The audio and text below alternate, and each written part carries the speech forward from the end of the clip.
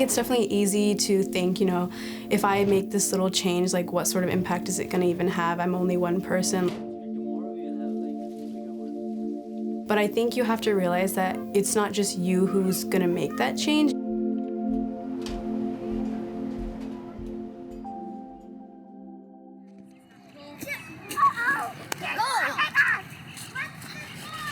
Guys, let's sit down. Buddies, let's sit down. Come on. It's time to eat.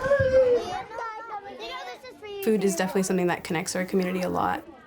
Yeah, everyone take one. Yum. Ice cream. We always eat our dessert first, which is my favorite part about it. Look at him.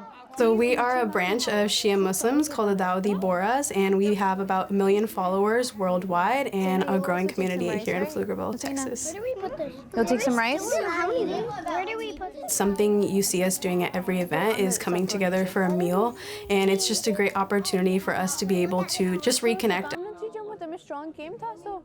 Our faith has always encouraged us to be very mindful about the people around us and also the environment around us. Make sure you clean all the danas. You know what a dana is? It's a little piece of rice. One more big bite.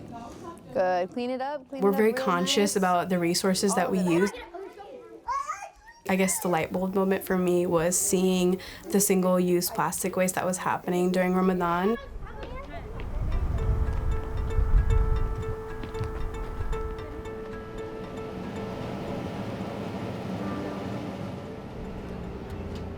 During the holy month of Ramadan, we fast for those 30 days, and so at the end of the day, we break our fast.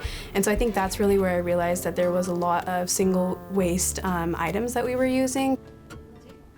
So for example, when we would break our fast with a cup of tea, we would use styrofoam cups, or we would pass out, individual paper plates. There's a lot of dishes and utensils that are used, and in one night you may not realize how much you're using, but that builds up over time.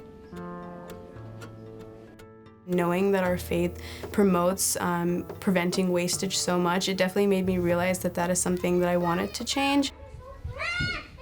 It was just figuring out the logistics of how we could do it here. Okay, so we're gonna play a big matching game where we try to match the order of the first thing for us was having that conversation with the rest of our community. We decided to make a presentation.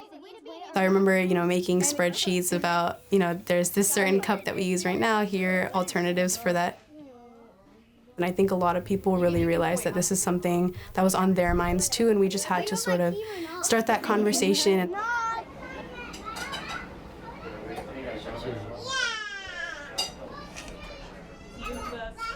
We replaced all those styrofoam cups with metal cups that we wash, and then on top of that, things like plastic spoons, plastic bowls, plastic trays, and paper plates and stuff. We transitioned all of that to Corelle items that we can also wash. We recently did start a garden here, and we started implementing recycling in our Jamaat because we do still use a few recyclable items, so we wanted to have that here instead of having to trash those. We try to provide meals for everyone in our community to make sure no one goes hungry. Right now we use plastic containers, but we're doing a pilot program with metal tiffins, and we're gonna see how that goes, and hopefully we can implement long-term change with that as well.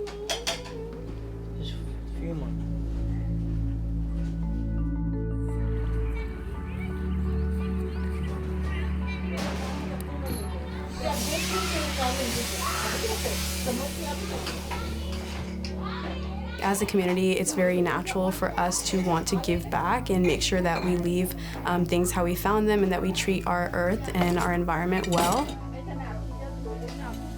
And so it was really nice just knowing that there's so many people who are so passionate about this. This is what we strive for, this is what's important to us. On an individual scale, it may seem difficult. You don't really know what impact you're having, but when you can encourage other people to do that, I think that's when you can really see monumental change.